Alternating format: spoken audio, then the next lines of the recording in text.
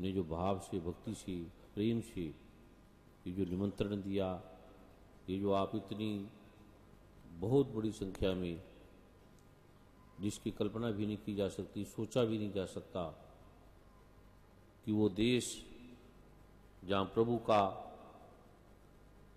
भाव का, भक्ति का नाम लेने वाले कुछ लोग हैं, अधिकतर उस प्रारूप को मारने वाले हैं जो वैज्ञानिक बुद्धि के हैं, जो चिंतनशील हैं, जो बुद्धि के प्रारूप को मानने वाले हैं कि क्या पाठ से, पूजा से, प्रभु के नाम से किसी समस्या का समाधान होता है। जैसे परम आदरणीय वर्मा जी ने कहा कि ये बंगाल जादू की नगरी है, क्योंकि जादू में कोई छल होता है, कोई ट्रिक होती है, कोई झूठ होता है, कोई छुपाव होता है, कोई भेद होता है। जितने भी जादू होते हैं उसमें कोई छुपाव रखा जाएगा, भेद रखा जाएगा, हिप्नोटाइज किया जाएगा हमारी आंखों को, हमें पता नहीं लगेगा, और वो उसको सीखा जा सकता है, किसी भी कहीं भी सीखा जा सकता है। जो दिखता है वो कुछ और है, जो होता है वो कुछ और है।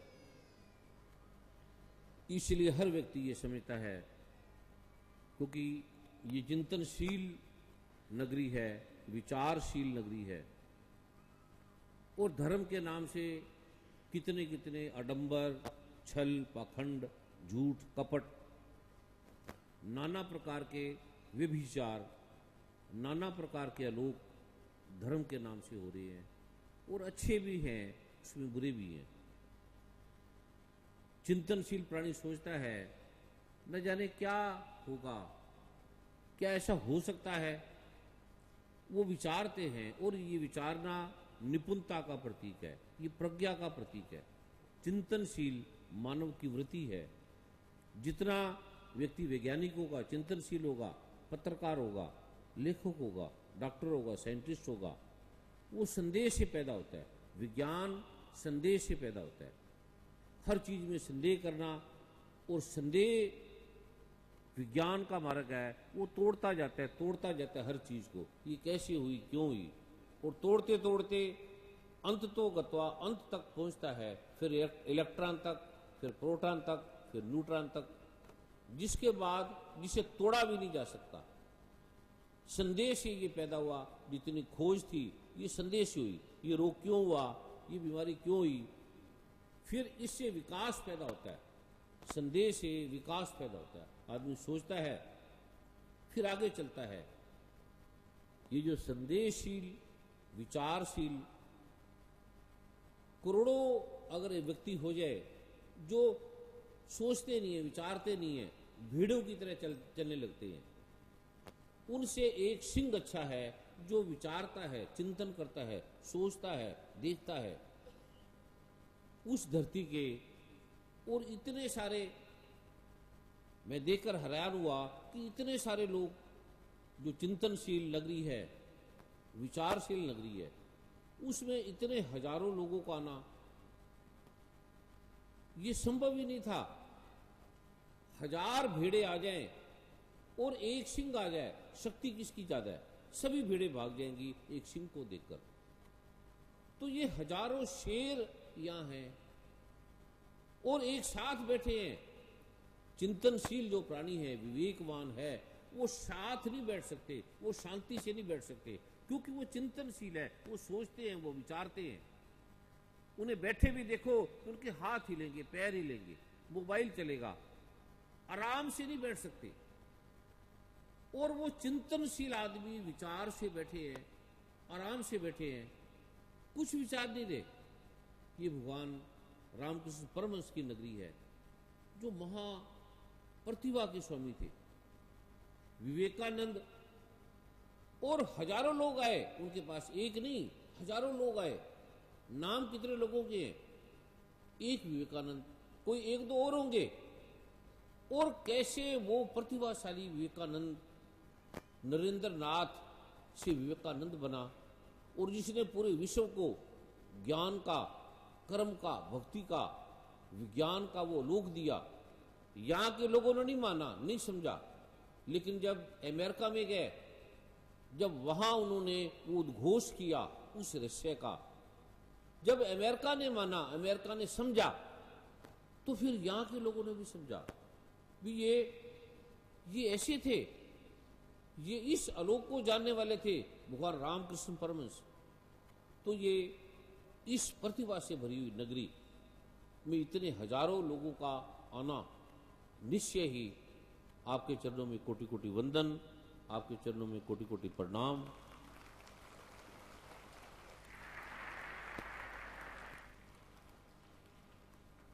क्योंकि जैसे ये नगरी है, ये जानते हैं कि हर व्यक्ति, क्योंकि कोई भी व्यक्ति जगत में सोचता है कि कोई व्यक्ति आता है उसका जरूर कोई अर्थ है, जरूर कोई मतलब है, जरूर कोई कारण है, जरूर कोई लोभ है। जैसे साहब सतगुरु नानक देव जी महाराज ब्रह्मांड के त्रिलोकी के नियंता हैं और इस नगरी में आए और कैसे कैसे उन्होंने जगत को रोक दिया। अभी आने में जो विलंब का कारण था, गुरुद्वारा जहां सतगुरु नानक देव जी महाराज ने अपने चरण रखे, जहां वो रहते हैं, जहां वो गए, तो वो सदा वहां होते हैं, सदा ही रहते हैं, सदा भी उस शक्ति का जो प्रारूप है। और वहां गुरुद्वारा सिंह सभा, वहां के भाई साहबों ने, वहां के ग्रंथी साहब ने, वहां के प्रेसिडेंट हैं, सेक्रेटरी हैं, और बड़े बड़े विद्वता से, भक्ति से भरे, इतने भाव से, वैराग से, और इतने विद्वान बुजुर्ग होने के बाद बच्चों की तरह, जैसे श्री गुरु ग्रंथ साहब में लिखा है कि जो मिले गुरु सिखड़ा तो न्यू न्यू लागू पाए जियो। कोई छोटा सा बच्चा भी अगर मिल जाए, गुरु सिक्का गुरु का नाम लेने वाला, और वो कैसे झुक झुक के कैसे प्रणाम करे थे, बड़े आयु में भी दादा के समान, और विद्वता की प्रतिमूर्ति, और कैसे उनके चेहरे पे तेज, कैसे वैराग, कैसे भक्ति। उसके बाद कितना सम्मान दिया, सत्कार दिया। इससे लगता है, फल से लगता है कि वृक्ष, तने, पत्ते, जड़ में शक्ति है। कहीं अहंकार नहीं, कहीं दूरी से नहीं खड़े, एक पास में, निश्चय ही वह उनके प्रेम से, उनके भाव से, उनके आशीर्वाद से, उनकी कृपा से। क्योंकि आज साहिब सतगुरु नानक देव जी महाराज का प्रकाश उत्सव है। आज उन्होंने इस धरा पे, इस आलोक पे सतगुरु नानक प्रगटया, मिट्टी धुंध जग चानन होया।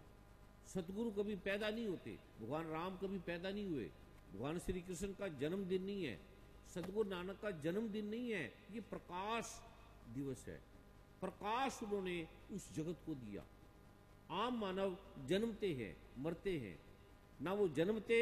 भगवान ने गीता में कहा है, अर्जुन तेरे मेरे बड़े जन्म हो चुके हैं, तू नहीं जानता।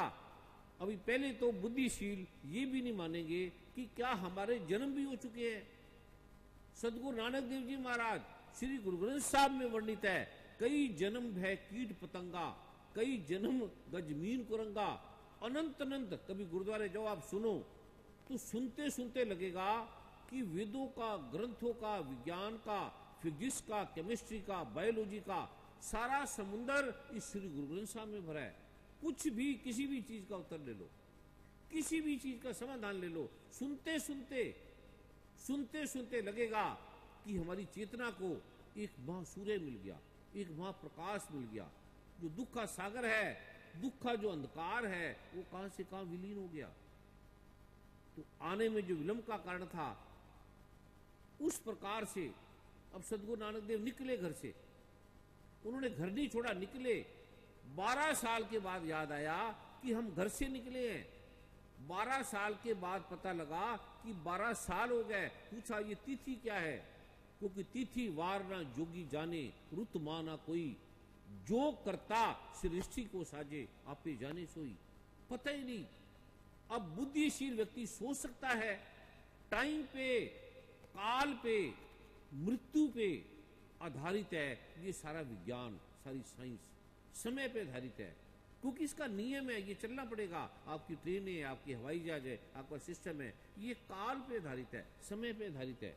1 मिनट लेट हो गए तो वो प्रारूप बदल जाएगा, फिर आपको ट्रेन नहीं मिलेगी, फिर आपको हवाई जहाज नहीं मिलेगा।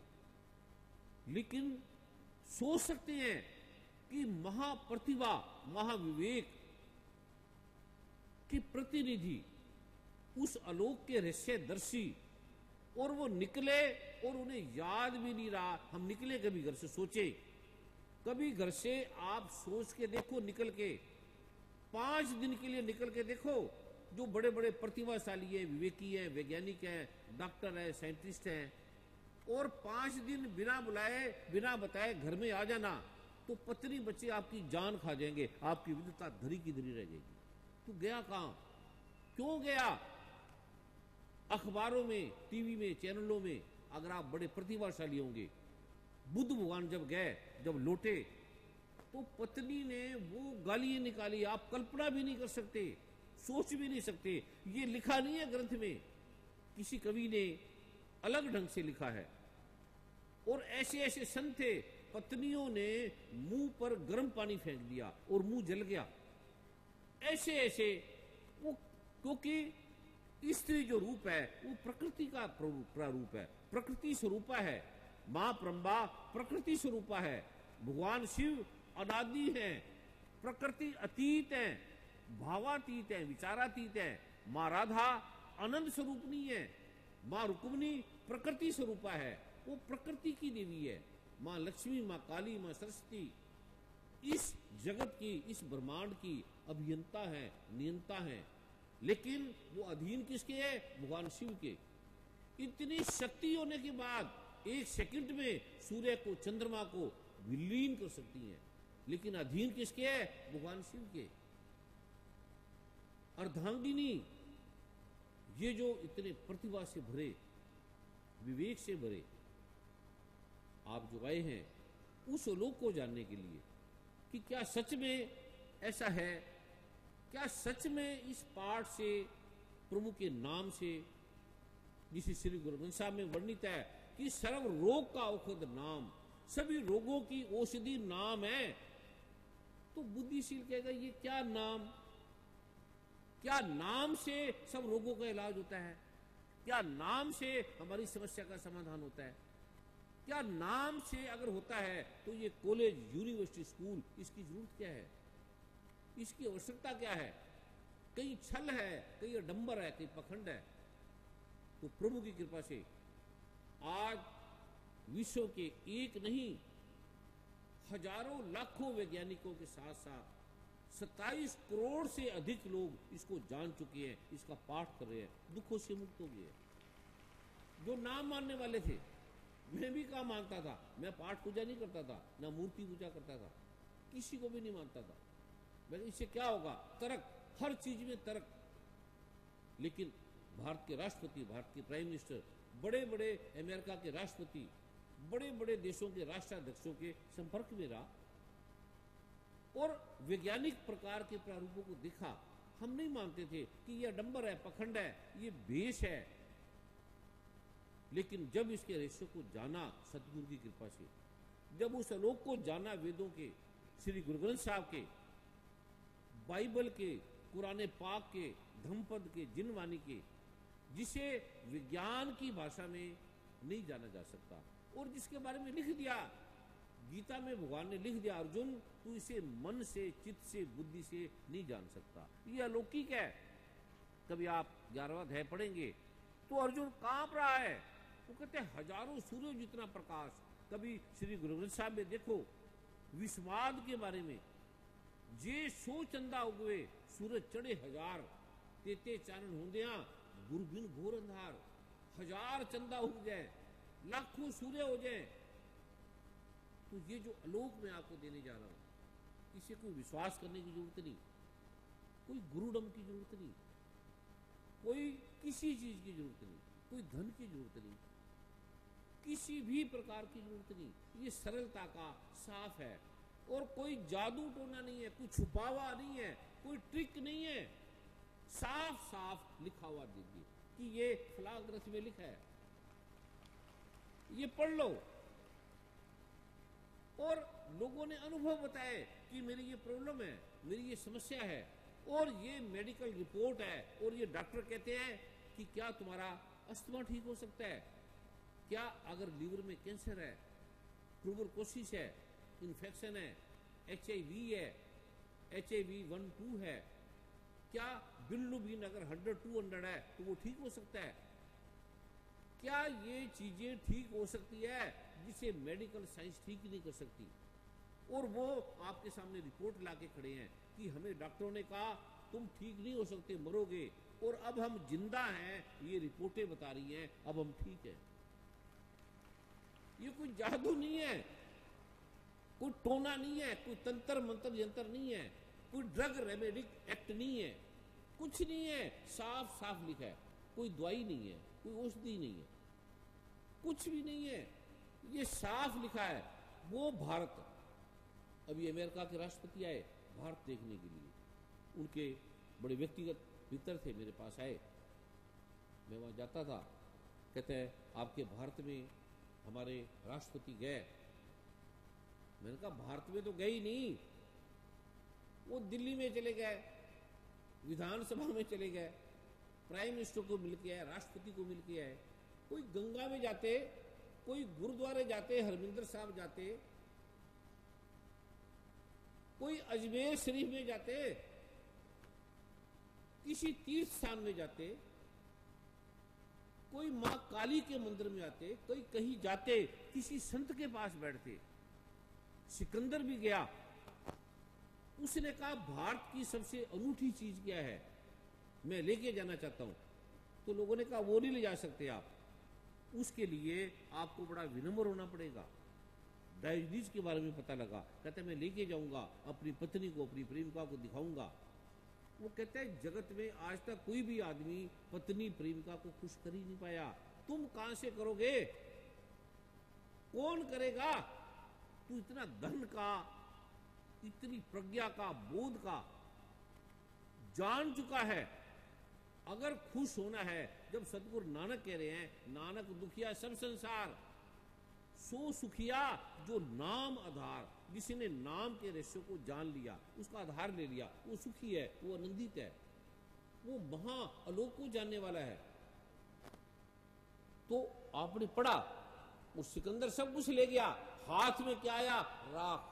अभी मैं अमेरिका में था तो बड़े बड़े वैज्ञानिक, डॉक्टर, साइंटिस्ट, बड़े बड़े बुद्धि के स्वामी, बड़े बड़े महा अमीर, एक एक आदमी ये पूरे आपके बंगाल को खरीद ले, इतनी संपत्ति के स्वामी, और कैसे दुख से, पीड़ा से भरे, कैसे मरे, और कैसे श्रद्धा विहीन, मानते भी नहीं थे, जानते भी नहीं थे। एक जगह गए तो वहां केवल 10 आदमी थे, उन्होंने बुलाया तो सब कहने लगे कि ये केवल 10 आदमी। मैंने कहा ये बड़ी कृपा की बात है कि 10 आदमी है, ये महा आधा जो भारत है, आधा जो विश्व है, ये इस 10 आदमियों पर टिका है, आपको पता ही नहीं है।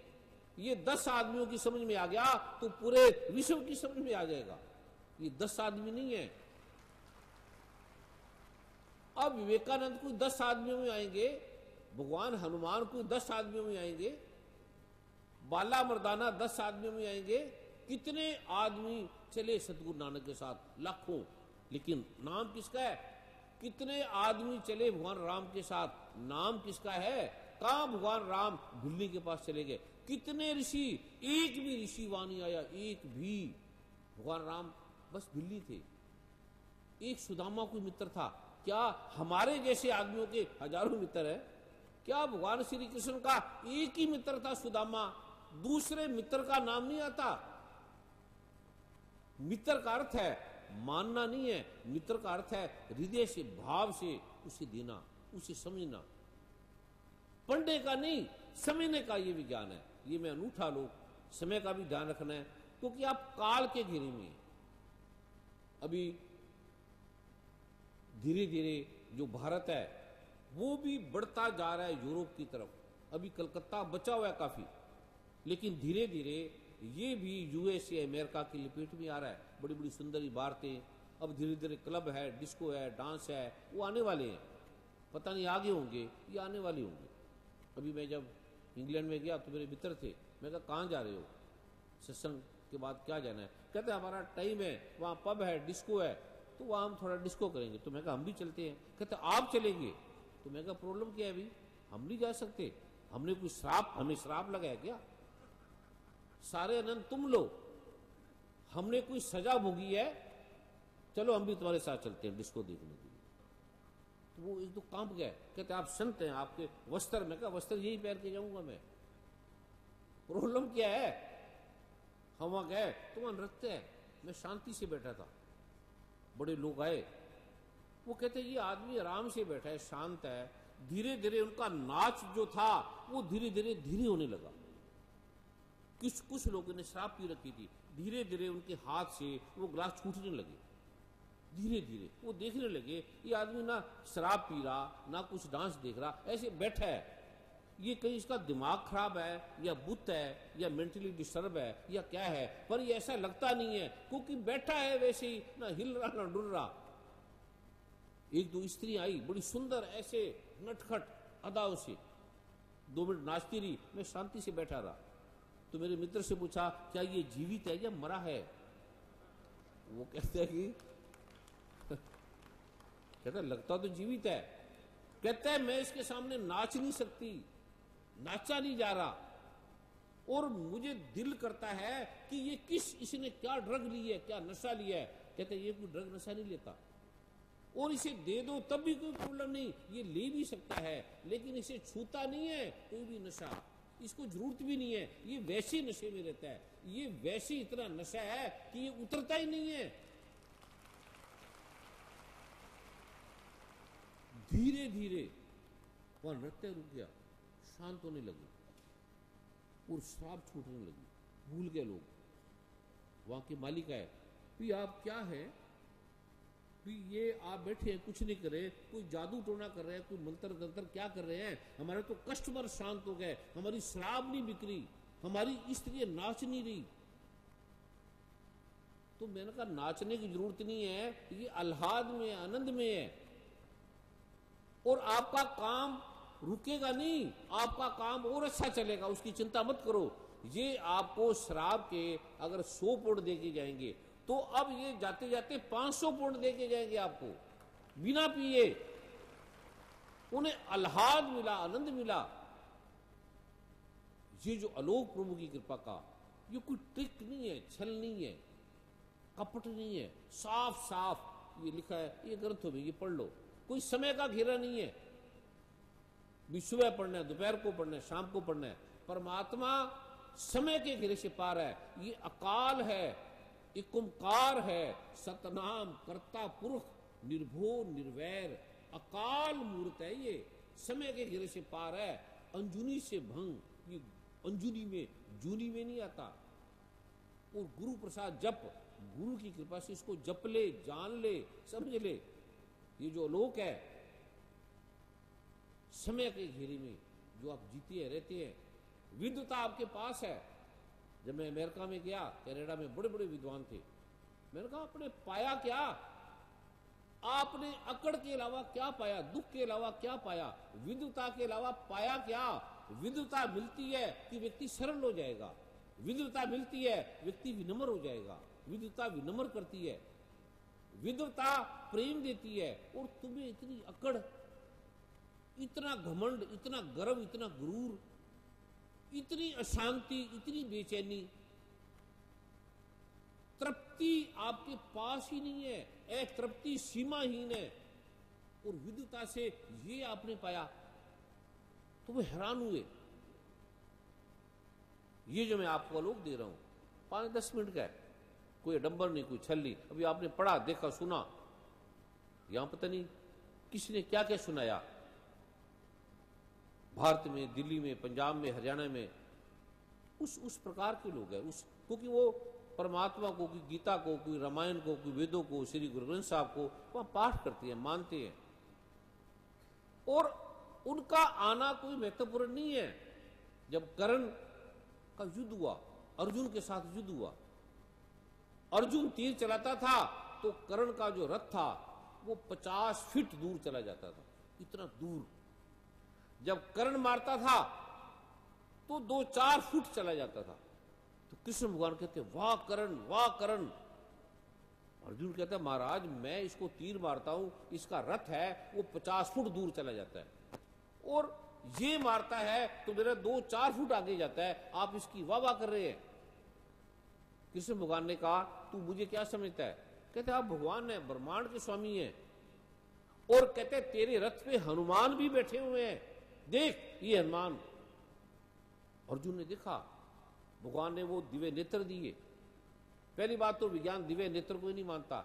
गीता में लिखा है अर्जुन मैं तुझे दिव्य नेत्र देता हूं तब तू देख पाएगा, इस नेत्रों से तू देख नहीं पाएगा।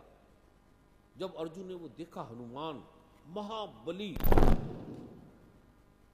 इतना प्रतिभा से संपन्न, कृष्ण भगवान ने कहा तेरे रथ के ऊपर भगवान हनुमान बैठे हैं, बजरंग बली बैठे हैं, इतनी जिसको कोई हिला नहीं सकता, और मैं तू मुझे कहता है त्रिलोकी का नाथ, मुझे कोई पहाड़ भी नहीं ला सकता, मैं पहाड़ को भी अपनी एक उंगली पे खड़ा कर देता हूं, इतनी शक्ति है।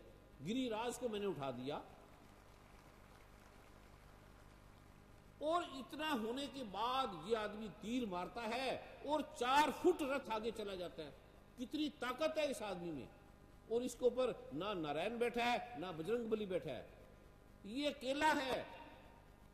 अगर हम दोनों उतर जाएं तो तेरा रथ और तू आकाश की गहराइयों में खो जाएगा, पता भी नहीं लगेगा। और इतने प्रतिभाशाली लोगों का आना ये कम थोड़ी है, ये महा प्रतिभा का प्रमाण है कि आए तो हैं और आ नहीं रहे, सामने नहीं आ रहे। ये कोई कम प्रेम है? स्त्री की जो शर्म है, जो लज्जा है, जो लोक लाज है, ये कोई कम प्रेम है? स्त्री आ जाए घूंघट खोल के